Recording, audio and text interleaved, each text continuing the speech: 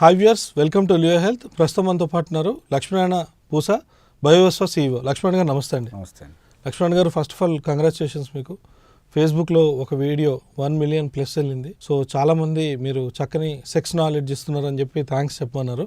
So మా viewers తరపున మీకు స్పెషల్ థ్యాంక్స్ అండి, అండ్ మా మేనేజ్మెంట్ తరపున కూడా. And thank you very much. పిలవంగానే చాలా చక్కని నాలెడ్జ్ కూడా మా అందరికీ కూడా ఇస్తున్నందుకు. అండ్ ఈరోజు కొన్ని కామెంట్స్ అన్నిటిని కూడా దృష్టిలో పెట్టుకొని ఈరోజు మీకోసం నేను ఒక 2-3 క్వశ్చన్స్ రెడీ చేశాను.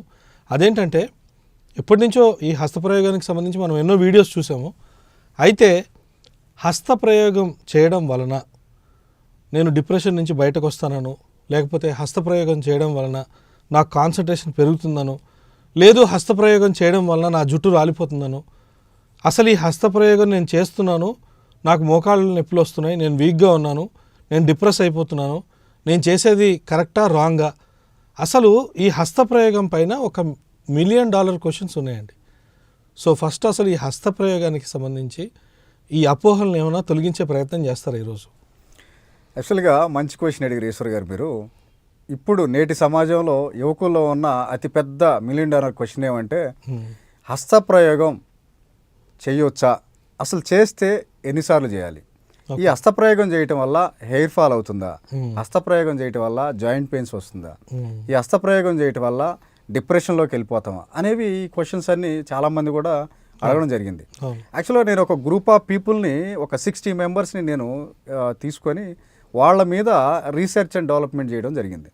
సో దాంట్లో తెలిసింది ఏమంటే, చాలామంది యాక్చువల్గా నేను రోజు హస్తప్రయోగం చేస్తా అండి, ఒక రోజుకి 1 or 2 చేస్తూ ఉంటాను, నేను 1 or 2 చేస్తూ ఉంటాను.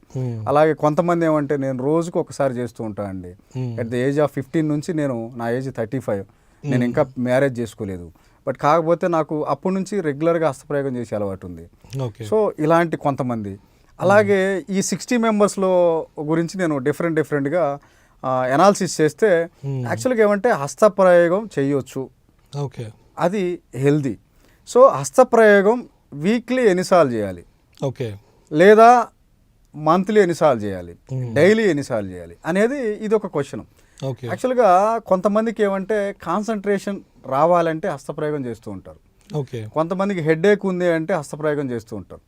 కొంతమందికి ఒక అమ్మాయిని చూడగానే హస్తప్రయోగం చేయాలనిపిస్తుంది, హస్తప్రయోగం చేసేస్తారు. కొంతమంది పోర్న్ వీడియోస్ చూసి హస్తప్రయోగం చేస్తూ ఉంటారు. ఇలా డిఫరెంట్ సినారియోస్లో చాలామంది అవసరమైన దానికంటే ఎక్కువ సార్లు హస్తప్రయోగం చేయటం. సో యాక్చువల్గా డైలీ 1 చేస్తే ప్రాబ్లం లేదు, వీక్లీ 3 చేస్తే ప్రాబ్లం లేదు. సో అంతకంటే ఎక్కువ, అది ఇప్పుడు మనం మాట్లాడుకున్నట్లు రోజుకి 3-4 సార్లు ఒక అమ్మాయిని చూసినప్పుడు, లేదా ఏదన్నా ఒక థాట్ వచ్చినప్పుడు, ఒక సెక్సువల్ ఫీలింగ్ వచ్చినప్పుడు, ఇలాంటివి ఎట్ ది ఏజ్ ఆఫ్ 15 నుంచి కనుక స్టార్ట్ చేస్తే, వాళ్ళు మ్యారేజ్ వచ్చేటప్పటికి ఈ క్వశ్చన్స్ అన్నీ వస్తూ ఉంటాయి. మ్యారేజ్ ఈ రోజుల్లో ఏమంటే 30+ మ్యారేజ్ జరుగుతున్నాయి. ఎందుకంటే ఒక బాయ్ కానీ ఒక గర్ల్ కానీ వాళ్ళు సెటిల్ అవ్వాలంటే ఇది టైం టేకన్. మంచి శాలరీస్, మంచిగా ఎర్న్ చేసిన తర్వాత, నేను లైఫ్ సెటిల్ అయిన తర్వాత మ్యారేజ్ చేసుకోవాలి. కాబట్టి వాళ్ళు 15 ఇయర్స్లోనే ఒక అమ్మాయి కానీ అబ్బాయి కానీ మాస్టర్బేట్ చేస్తే, యాక్చువల్గా ఈ అబ్బాయిల్లో ఎక్కువ ఉండే అపోహలు ఏమంటే, నాకు హెయిర్ ఫాల్ ఎక్కువ అవుతుంది, నేను మాస్టర్బేట్ చేస్తున్నా కాబట్టి, సో నాకు మోకాళ్ళ నొప్పులు వస్తున్నాయి, సో దీనివల్లే అని. దీనికి ఎలాంటి స్టడీస్ అయితే లేవు ఇప్పటి వరకు. దీనివల్లే హెయిర్ ఫాల్ అవుతుంది, దీనివల్లే మోకాళ్ళ నొప్పులు వస్తున్నాయి, దీనివల్లే అంగం చిన్నగా అయిపోతుంది, ఇలాంటి అన్నిటికీ అసలు ఎలాంటి క్లినికల్గా ప్రూవెన్ అనేవి లేవు, రిపోర్ట్స్ లేవు. బట్ కాకపోతే ఏమంటే, కొంతమంది హస్తప్రయోగం చేస్తూ ఉంటే అది అయిపోయిన తర్వాత చేసినప్పుడు చాలా యాంగ్జైటీ ఉంటుంది, ఎక్సైట్మెంట్ ఉంటుంది, చేస్తారు. దాన్ని చేసిన తర్వాత వీళ్ళకి నీరసంగా అనిపించడం, అలసిపోయినట్లు అనిపించడం, త్వరగా ఎక్కువ దూరం నడవలేకపోవడం, అక్కడే కూర్చోవాలనిపించడం, అలాగే మైండ్లో కూడా నేను ఎందుకు ఇలా బిహేవ్ చేస్తున్నా, నేను ఎందుకు కంట్రోల్ చేసుకోలేకపోతున్నా, ఇలాంటి ఆలోచనలతో చాలామంది ఇబ్బంది పడుతూ ఉన్నారు. సో నేను ఈ 60 మెంబర్స్ని ఒక గ్రూప్ చేసి వాళ్ళ మీద నేను క్లినికల్ ట్రయల్స్ రీసెర్చ్ చేయడం వల్ల తెలిసింది ఏమంటే, ఎక్కువ మంది చిన్న వయసు నుంచి హస్తప్రయోగం స్టార్ట్ చేసి ఒక ఏజ్ వచ్చిన తర్వాత వీళ్ళకి వాళ్ళలో అపోహలు ఎక్కువైపోతున్నాయి. ఈ అపోహలకి నివృత్తి చేయడానికి మన ఆయుర్వేదంలో మంచి పరిష్కారాలు ఉన్నాయి. ఆయుర్వేదిక్ దగ్గరలో ఉన్న ఆయుర్వేద డాక్టర్ని కన్సల్ట్ అయ్యి వారి ద్వారా ఏదైనా కౌన్సిలింగ్ తీసుకుంటే ఈ సమస్యల నుంచి బయటపడవచ్చు, లేదా అవసరమైన ట్రీట్మెంట్ కానీ మెడిసిన్ కానీ తీసుకుంటే బయటపడవచ్చు. సో ఈ స్ట్రెస్ ఎక్కువైపోతూ ఉంది సమాజంలో.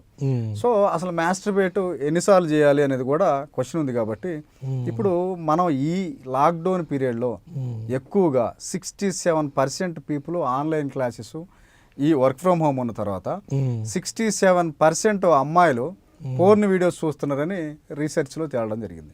ఓకే, 67% అమ్మాయిలు కూడా పోర్న్ వీడియోస్ చూస్తూ ఉన్నారు.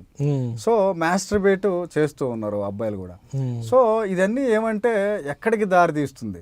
ఓకే, సో ఈ రోజుల్లో లైఫ్ స్టైల్, ఫుడ్ హ్యాబిట్స్ ఇవన్నీ ఒక పక్కన చూస్తే దీనివల్ల హార్మోనల్ ఇంబ్యాలెన్స్ వస్తూ ఉంది. ఓకే, చిన్న వయసులోనే అమ్మాయిలకి హార్మోన్ ఇంబ్యాలెన్స్ రావటం, దీనివల్ల ఏమంటే ఇర్రెగ్యులర్ పీరియడ్స్, అలాగే పీసీఓడి, థైరాయిడ్, ఇవన్నీ సమస్యలు.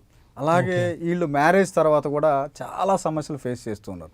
సో మాస్టర్బేట్ చేయొచ్చు, బట్ కాకపోతే వీక్లీ 2 or 3 ఓకే, అమ్మాయి కనిపించగానే మాస్టర్బేట్ చేయటం, లేదా పోర్న్ వీడియో చూడగానే మాస్టర్బేట్ చేయటం, అవసరమైన దానికంటే ఎక్కువ సార్లు మాస్టర్బేట్ చేయటం వల్ల ఈ సమస్యలు అయితే ఫేస్ చేయాల్సి వస్తుంది ఓవర్ ద పీరియడ్. సో అసలు యాక్చువల్గా అంగం గట్టిపడట్లేదు, ఎరెక్షన్ రావట్లేదు, అలాగే శీఘ్రస్ఖలనం అవుతుంది. దీనికి ఏమన్నా ఈ మాస్టర్బేట్కి ఏమైనా సంబంధం ఉందా? హస్తప్రయోగానికి ఏమైనా సంబంధం ఉందా అంటే ఎలాంటి సంబంధం అయితే లేదు. ఓకే, ఎప్పుడు ఒక ప్రామాణిక పద్ధతిలో హస్తప్రయోగం చేయొచ్చు వీక్లీ 2 or 3 ఇలా చేసినప్పుడు ఎలాంటి అపోహలు అవసరం లేదు, ఎరెక్షన్కి ప్రాబ్లం లేదు, అలాగే మ్యారేజ్ అయిన తర్వాత పిల్లలు పుట్టకపోవటం అలాంటి సమస్యలు అయితే ఉండవు. ఈ సీమెన్ కౌంట్ తగ్గటం ఉండదు. అలాగే సీమెన్ కనుక పల్చగా పడిపోతుంది, నాకు పల్చగా అయిపోతుంది, అలాగే ఎరెక్షన్ రావట్లేదు, ఇలాంటి ప్రాబ్లమ్స్ కూడా వచ్చే అవకాశాలు లేవు. ఎప్పుడు వీక్లీ 2 or 3 చేస్తూ ఉంటే ప్రాబ్లం లేదు. సో ఇప్పుడు ప్రాబ్లం అంతా ఎవరితో వస్తుందంటే అవసరం ఉన్నా లేకపోయినా అమ్మాయిని చూసి, అలాగే పోర్న్ వీడియోస్ చూసి ఈ తలనొప్పి, లేదా స్ట్రెస్, లేదా కాన్సన్ట్రేషను, ఇవన్నిటి కోసం ఎవరైతే ఇది ఒక సాకుగా, ఇది ఒక అవసరంగా, ఇది మ్యాండేటరీ అన్నట్లు ఎవరైతే మాస్టర్బేట్ చేస్తూ ఉంటారో వీళ్ళకి మాత్రం సైకలాజికల్గా కౌన్సిలింగ్ అయితే అవసరం ఉంది. డాక్టర్ని కన్సల్ట్ అవ్వాల్సిన అవసరం ఉంది. అలాగే కౌన్సిలింగ్ తీసుకోవాలి, అవసరమైతే మెడిసిన్ తీసుకోవాలి.